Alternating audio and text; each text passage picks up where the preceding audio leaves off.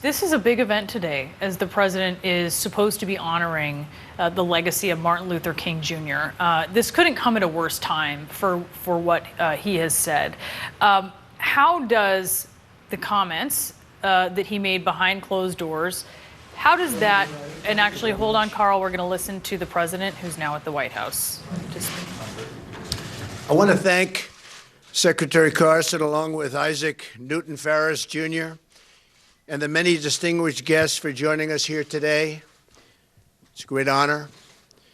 Earlier this week, I had the tremendous privilege to join Isaac and Alveda to sign into law legislation redesignating the Martin Luther King Jr. National Historic Site to the Martin Luther King Jr. National Historic Park.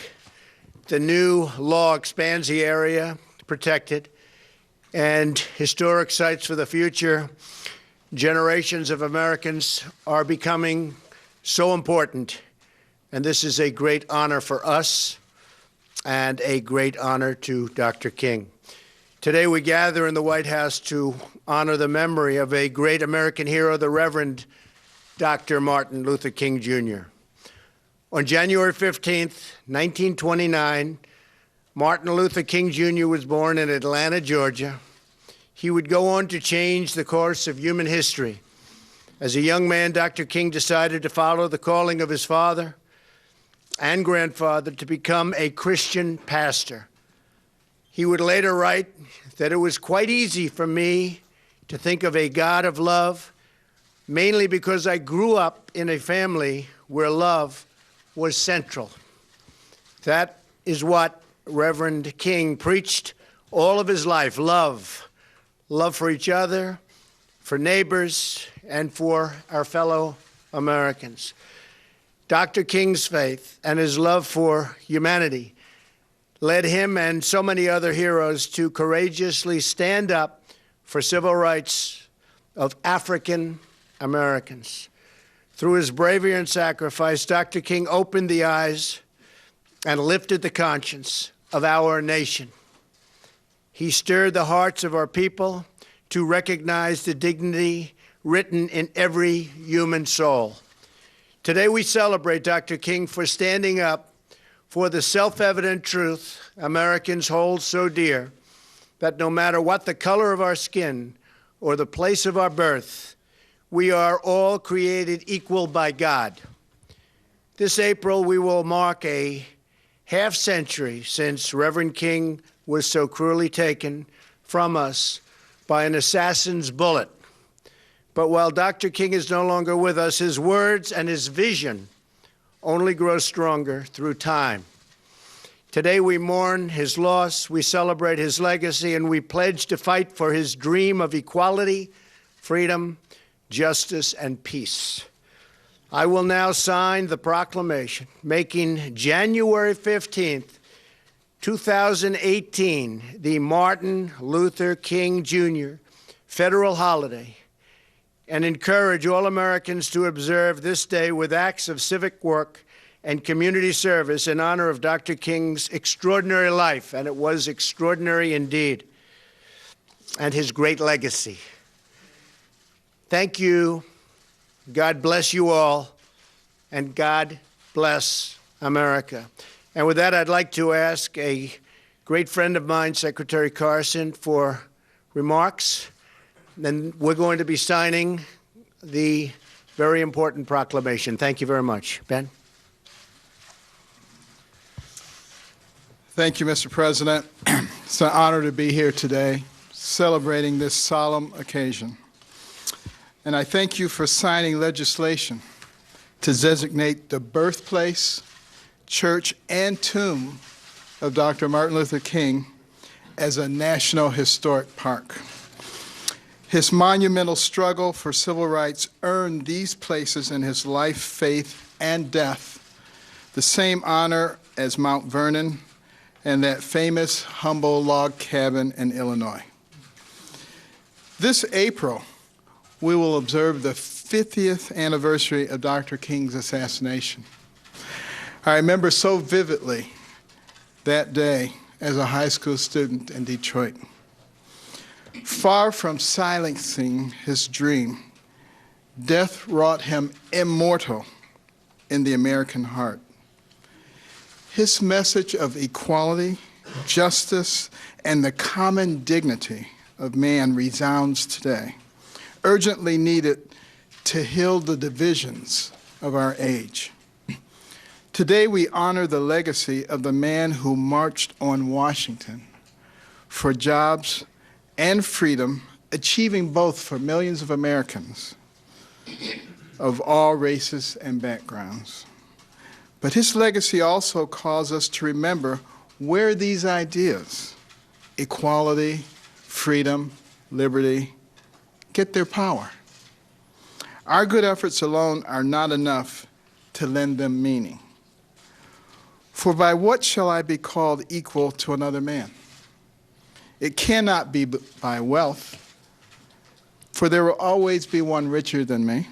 It cannot be by strength, for there will always be one stronger than me. It cannot be by success or happiness or beauty or any other pieces of the human condition which are distributed through providence. So perhaps providence alone is the answer. We hold these truths to be self-evident, that all men are created equal, that they are endowed by their Creator with certain unalienable rights, that among these are life, liberty, and the pursuit of happiness. With these familiar words, our Declaration of Independence recognizes the true author of our common dignity, one that is beyond every human law and institution. If we forget this source of our fundamental equality, then our fight to recognize it in our society will never be fulfilled. This is a truth that Dr. King carried with him from Selma to Montgomery, from a pulpit in Atlanta to the steps of the Lincoln Memorial, from a cell in Birmingham to the entire world. This year, we will not remember his slaying as the ending, but as a beginning, as a moment when his truth rose stronger than hatred and his cause larger than death, as a moment when he called to new life with his Creator, before whom all men shall one day stand in equal rank, bearing with them no riches but the content of their character. If we keep this conviction at the center of our every word and action, if we look upon our countrymen as brothers with a shared home and a common destination, then instead of meaningless words rolling off of our tongue, we will truly create one nation under God, indivisible, with liberty and justice for all. And we're going to have a word from Pastor Isaac Newton Ferris, the nephew of Dr. Martin Luther King.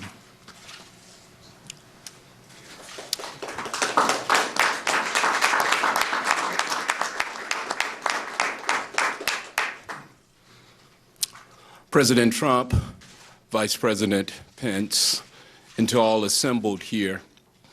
If my uncle were here today, the first thing he would say is, what are we or what are you doing for others? And that's why it was so important that my aunt Coretta Scott King returned to the Congress now about 10 years ago and asked that the meaning of the holiday be changed. We did not want the King holiday just to be a day of hero worship. As his nephew, I certainly think that he was one of the greatest Americans that we've produced. But it should not be a day of hero worship.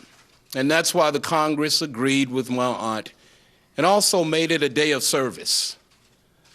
So that we, on that day, as a matter of fact, at the King Center, we refer to it as a day on, not a day off. It's not a day to hang out in the park or pull out the barbecue grill. Amen. It's a day to do something to help someone else. And that can be as simple as delivering someone's trash or picking up the newspaper for that elderly person who can't get to the end of the driveway. Bottom line, you're doing something that benefits someone other than yourself. That's the proper way to remember my uncle and the proper way to celebrate the King holiday. So, President Trump, thank you for taking the time to acknowledge this day. Thank you for remembering that we're all Americans, and on this day we should be united in love for all Americans. Thank you, Mr. President. Thank you, Mr. Vice President. Thank you.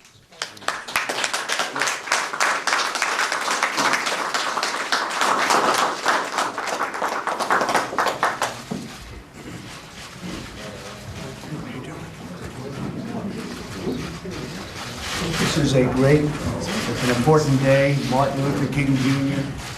federal holiday, 2018, by the President of the United States of America, a proclamation.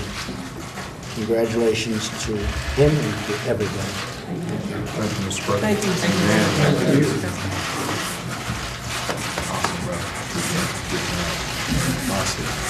Thank you.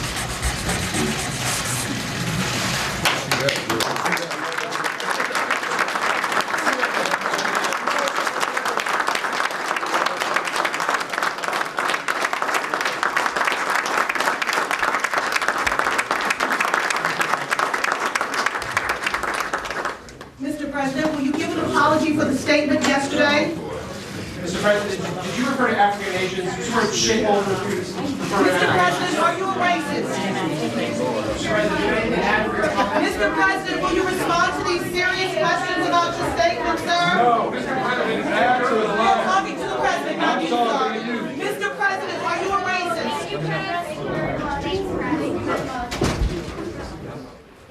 All right, I want to bring in CNN senior Washington correspondent Joe Johns at the White House for us.